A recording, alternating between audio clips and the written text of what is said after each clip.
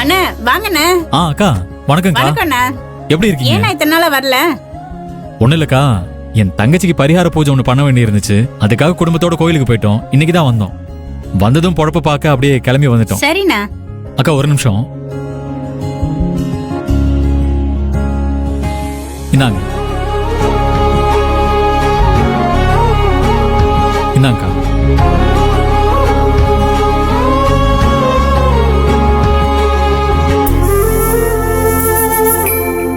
ஏன்னா சீட்டு பணம் வேணும்னா ஒரு மாசத்துக்கு முன்னாடியே சொல்லுங்கண்ணா, நான் ரெடி பண்ணி கொடுத்துட்றேண்ணா. இப்போதைக்கு எனக்கு பணம் தேவைப்படாதுக்கா. தங்கச்சி படிப்பு முடியற வரைக்கும் நான் பணம் கட்டிக்கிட்டே இருக்கேன். படிப்பு முடிஞ்சதும் நான் மொத்தமா வாங்கிக்கிறேன். என் தங்கச்சியோட கல்யாணத்துக்கு நகை வாங்குறதுக்கு இந்த பணம் ரொம்ப யூஸ்ஃபுல்லா இருக்கும். சரிங்கண்ணா. சரிங்கக்கா. எங்க ரோஹிணிக்கு நகை வாங்குறதுக்காக சீட்டு கட்டிட்டு இருக்கீங்களா? ஆமா ஆதிர. என்கிட்ட எங்க சொல்லவே இல்ல. இது என்னோட கடமை தானே ஆதிர, இல்ல சொல்றதுக்கு என்ன இருக்கு? உங்களை நான் புரிஞ்சுக்கிட்டேங்க. நீங்க இவ்ளோதான்னு நான் நினைக்கிறப்பெல்லாம் என் கணிப்பெல்லாம் பொய்யாக்கி மனசாலையும் குணத்தாலையும் நீங்க வேற லெவல்ல ஒசந்து வானத்துக்கும் பூமிக்கும் விஸ்வரூபம் எடுத்து நிக்கிறீங்க. உங்களை நினைச்சு பெருமைப்படுற அதே நேரத்துல என்ன நினைச்சு எனக்கு குற்ற உணர்ச்சியாவும் இருக்குங்க. எப்ப நான் உங்களை முழுசா புரிஞ்சுக்க போறேன்னு தெரியல. ஏன் இப்படி எல்லாம் பேசுற ஆதிர? இப்பவே நீ என்ன முழுசா புரிஞ்சு வச்சுதான் இருக்க. சரி இரு, இந்த கடைக்கும் கேன் போடணும்ல. சரிங்க அக்கா. உங்களுக்கு எவ்வளவு கேனு? 2. சரி ஆதிர இரு, நான் எடுக்கிறேன்.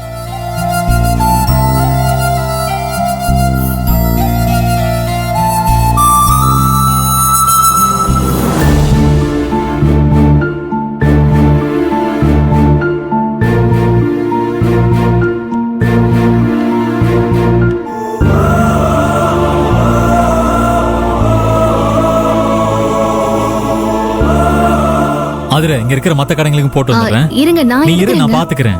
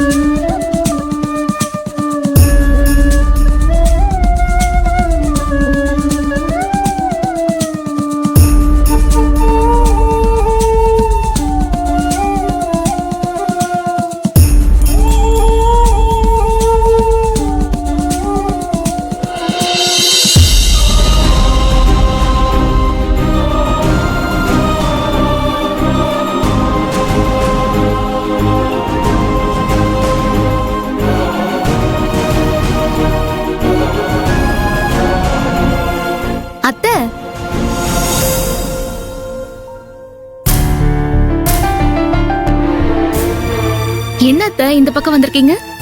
வேல்வெளியோட ஜாதகத்தை உன் சின்ன மாமாவுக்கு தெரிஞ்ச தரகர் ஒருத்தர் கேட்டிருந்தாரு. அவர்கிட்ட ஜாதகத்தை கொடுத்துட்டு போறதுக்காக தான் நான் வந்தேன். ஓ, என்னத்த வேல்வெளிக்கு மாப்பிள்ள பாக்குறீங்களா? ஆமா ஆதிர, அவளுக்கும் வயசாகிட்டே போகுதுல்ல. காலா காலத்துல கல்யாணம் பண்ணி வச்சுட்டா நல்லது தானே? கரெக்ட் தான் அத்தை. சித்தி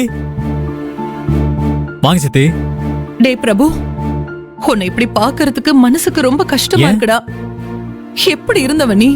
இப்படி கடக்கடியா வீடு வீடா வாட்டர் கேன் போட்டுட்டு இருக்கியடா.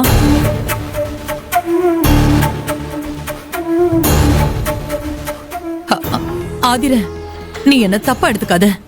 நான் இந்த வேலைய மட்டமா சொல்லல. நேர்மையா உழைச்சு நியாயமா சம்பாதிக்கிற எந்த வேலையுமே குறைச்சல் கிடையாது.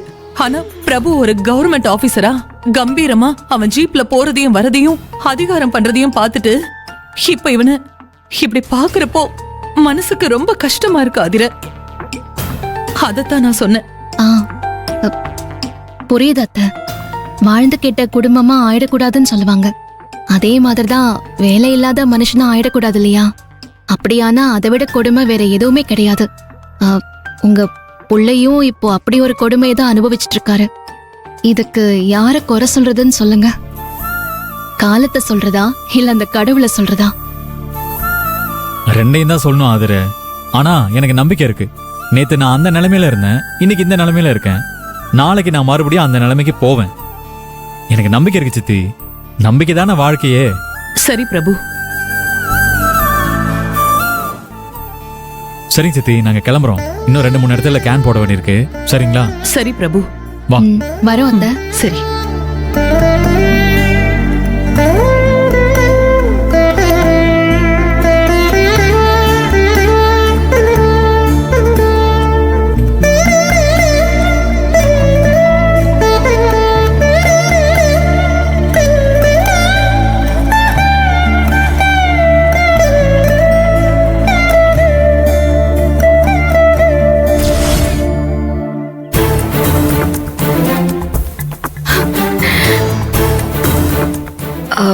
இப்ப நீ என்ன பண்ண போற ரோஹிணி? என்ன முடிவு எடுத்திருக்க? சொல்லு ரோஹிணி. ஐயோ அண்ணி, தெரியல அண்ணி. சத்தியமா எனக்கு என்ன பண்றது ஏது பண்றதுன்னு ஒண்ணுமே புரியல. எந்த பக்கமும் தப்பிக்க முடியாத ஒரு இருட்டு அறைக்குள்ள மாட்டிக்கிட்ட மாதிரி இருக்கு.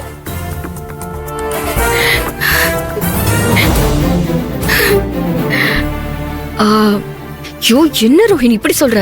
நாளைக்கு ரெஜிஸ்டர் ஆபீஸ்க்கு போலனா கௌதம் செத்துருவான். உனக்கு அது ஞாபகம் இருக்குல்ல? ஐயோ அண்ணி, நல்லா ஞாபகம் இருக்கா நீ? அது நினைச்சாதான் இன்னும் பயமா இருக்கு. அடி வயித்து கலக்குது. கலக்குதா? கலக்கட்டும் கலக்கட்டும். இதுல நீ இன்னொரு விஷயத்த ஞாபகம் வச்சுக்கோ. கௌதம கல்யாணம் பண்ணிக்கிறேன்னு உங்க பெரிய அண்ணன் மேல சத்தியம் பண்ணி நீ தானே சொல்லிருக்க. நீ இப்ப அந்த சத்தியத்தை காப்பாத்தலனா உன் பெரிய அண்ணன் உயிருக்கு ஏதாவது ஆபத்து வந்துரும். அத மறக்காத.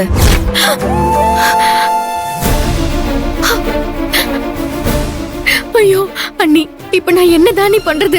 நான் சொல்றத கொஞ்சம் நல்லா கேட்டுக்கோ. உங்க பெரிய அண்ணனுக்கு எந்த ஆபத்தும் வராம இருக்கணும்னா நாளைக்கு நீ கௌதம கல்யாணம் பண்ணிதான் ஆகணும். அண்ணி, எப்படி அண்ணி, எப்படி முடியும்? இங்க இருக்கிற எல்லாரையும் ஏமாத்திட்டு நான் எப்படி அண்ணி வெளியே போறது? அந்த கவலையே உனக்கு வேண்டாம். இங்க இருக்கிறவங்க கண்ணுல படாம உன்னை வெளியே அனுப்ப வேண்டியது என்னோட பொறுப்பு. நீ கௌதம் சொன்ன மாதிரி நாளைக்கு ரெஜிஸ்டர் ஆபீஸ்க்கு போ. உனக்கும் கௌதம்க்கும் கல்யாணம் நடக்கணும். பெரிய அண்ணனுக்கு தெரிஞ்சிட்டா? யாருக்கும் தெரியாது. நான் பாத்துக்கிறேன். இரு, நான் வரேன்.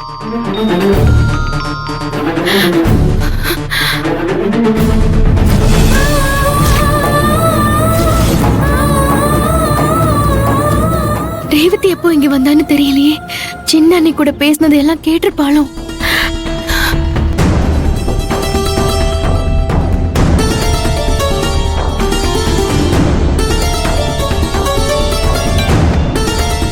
அக்கா, நீ சின்ன அண்ணி கூட பேசிட்டு இருந்ததை நான் கேட்டேன். என்னமோ பெரிய அண்ணனுக்கு தெரிஞ்சான்னு கேட்டியே, என்னது அது? நல்ல வேளை, ரேவதி நம்ம சின்ன அண்ணி கிட்ட பேசினது ஃபுல்லா கேட்கல. கடைசியா மட்டும்தான் கேட்டிருக்கா.